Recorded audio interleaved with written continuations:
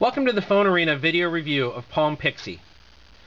Pixie is the second device to run Palm's new WebOS, and in terms of hierarchy, slides in below the Pre on the totem pole.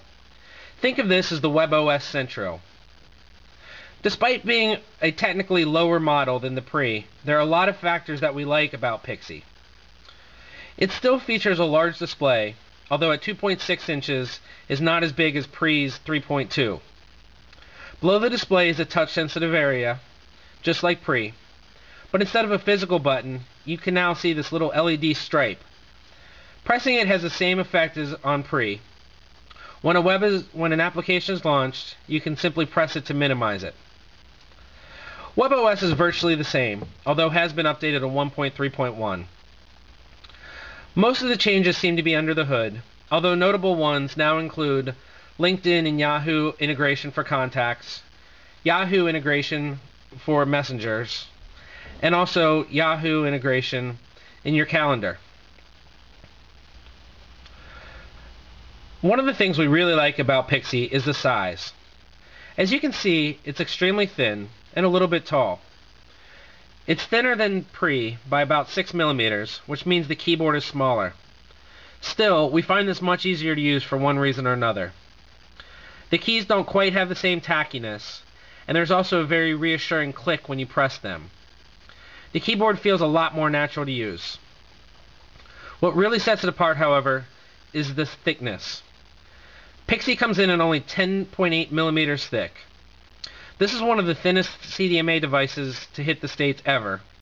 And in terms of the smartphone market, the only thing that can really compete with it is the Nokia E71X. The E71X, however, is slightly taller and slightly wider and nearly an ounce heavier. The Pixie is incredibly small and light, and you really can't get a feel for it until you actually have it in your hand. After having the device for a day, we're still amazed at what this feels like. The back of the phone is very simplistic. You have a 2-megapixel camera with LED flash. Unfortunately, the 2-megapixel camera had extremely poor performance. Details were very muddy, color saturation was too exaggerated, and all around, it was a poor performer.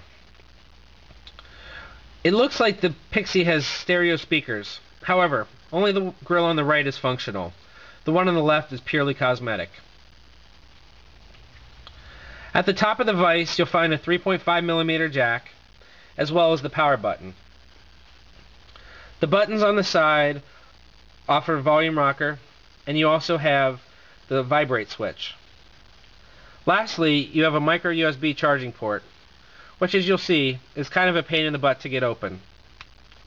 It does not stay open on its own, and often we had to use two hands. Once we let it go, it quickly snaps back into place. As a lower model, the Pixie does lose some features, most notably Wi-Fi, and as we mentioned, the smaller screen.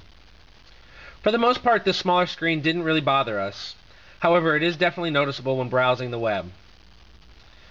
WebOS 1.3.1 feels a little bit quicker, although Pixie does have a different processor, so we can't tell how much of that is the difference and how much of it is a placebo effect. We expect Pre to get the same update when Pixie becomes available next week. Like we said, the WebOS experience is almost exactly the same. Novice users, in fact, won't notice any differences. Pixie comes with 8 gigabytes of internal storage, and, just like Pre, offers no additional expansion. It will be plenty for most users, but when compared to phones like the iPhone or the HTC Hero, which offers expandable memory, some users will find it a bit short. In the end, we really like Pixie. The device, first and foremost, feels fantastic. It's so small, so light, so thin, it'll drop into any pocket effortlessly. All the great features of WebOS that we found on the Pre are available with Pixie. Yes, it does lose Wi-Fi, and it does have a smaller screen, but the better keyboard and better size almost make up for it.